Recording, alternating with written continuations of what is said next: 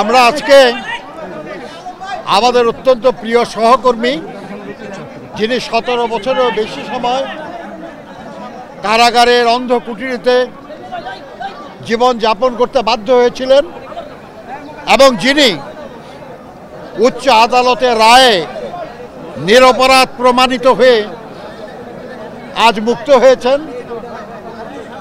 আমাদের সেই প্রিয় সহকর্মী বিএনপির অন্যতম নেতা জনাব লুৎফুজ্জামান বাবর, তাকে নিয়ে শহীদ প্রেসিডেন্ট জিয়াউর রহমান বীর উত্তমের বাজার জিয়ারত করতে এসেছিলাম। লুৎফুজ্জামান বাবর এখন থেকে 17 বছর আগে যখন কারাগারে যান, টকবগে যুবক ছিলেন,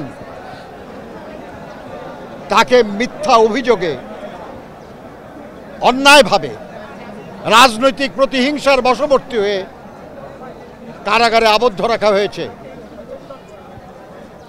প্রায় 6 বছর তাকে কন্ডেম সেলে রাখা হয়েছে।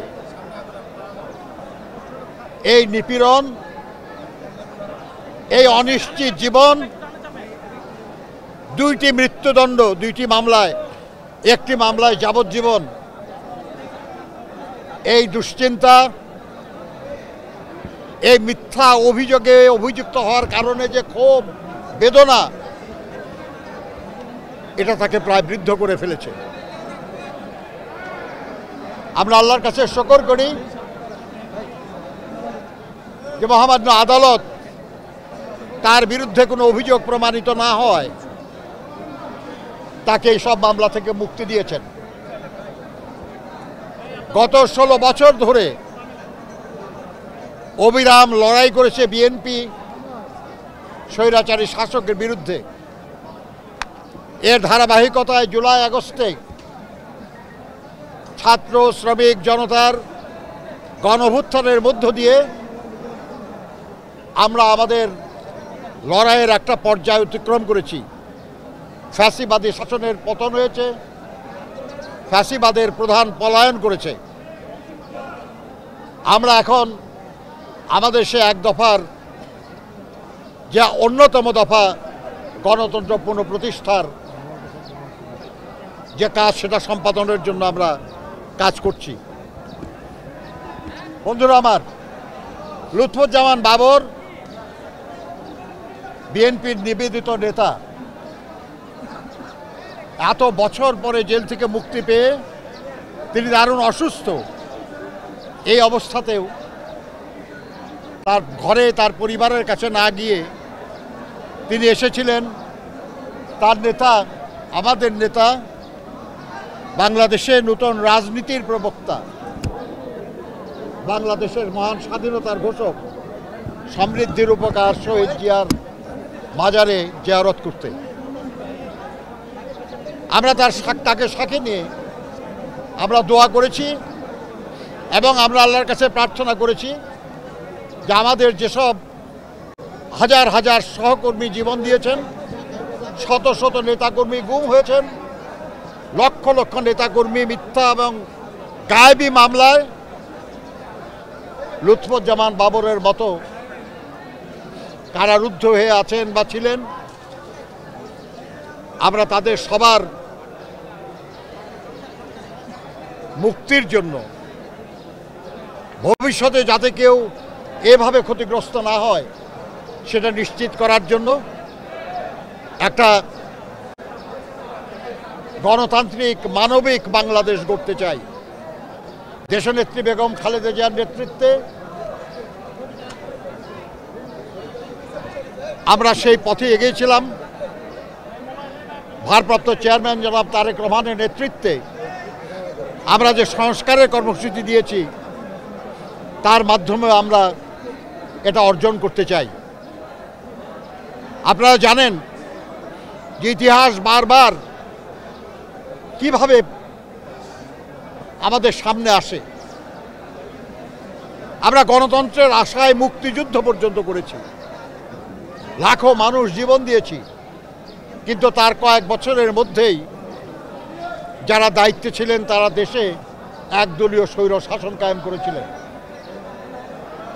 আর সেই একদলীয় স্বৈর শাসনের কবরের উপর বহুদলীয় গণতন্ত্রের বাগান রচনা করেছিলেন আমাদের নেতা শহীদ প্রেসিডেন্ট জিয়াউর রহমান।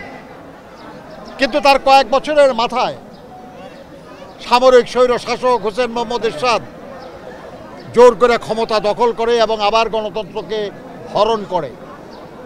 9 বছর তার বিরুদ্ধে অবিশ্রান্ত লড়াই করে গণতন্ত্র এবং বহুদলীয় গণতন্ত্র, সংসদীয় গণতন্ত্র পুনঃপ্রতিষ্ঠা করেছিলেন দেশনেত্রী বেগম খালেদা জিয়া, আমাদের দলের চেয়ারপারসন। আবার সেই আওয়ামী লীগের দোসর স্বৈরাচারী এরশাদ এবং তার দল, তারা একসাথে মিলে গত 15-16 বছর ধরে এই দেশটাকে নরক বানিয়ে রেখেছিল।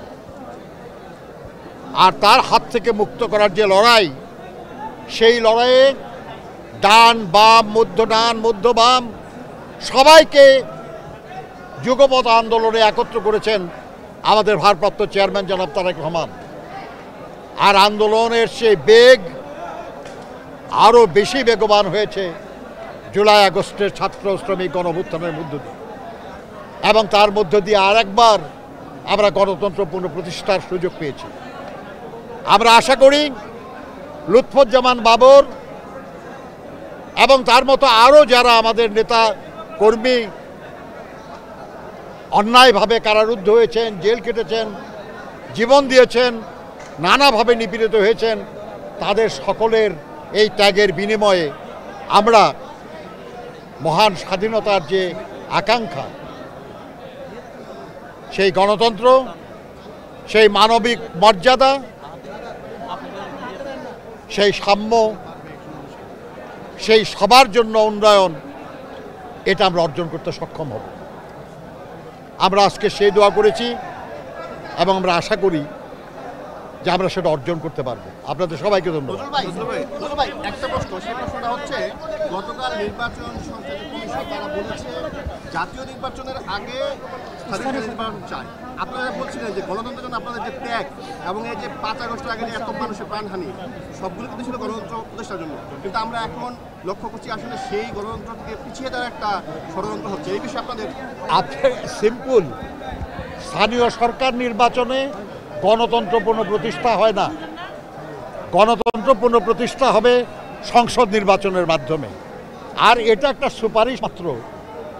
এটা প্রধান উপদেষ্টা বলেছেন যে সব সুপারিশ যেগুলো জমা হবে ওগুলো নিয়ে রাজনৈতিক দল এবং অন্যান্য সংগঠনের সঙ্গে আলোচনা করে সিদ্ধান্ত নেবে। কাজেই শুধুই সুপারিশের উপর মন্তব্য করা তো জরুরি না। ধন্যবাদ আপনাদের। Thank you.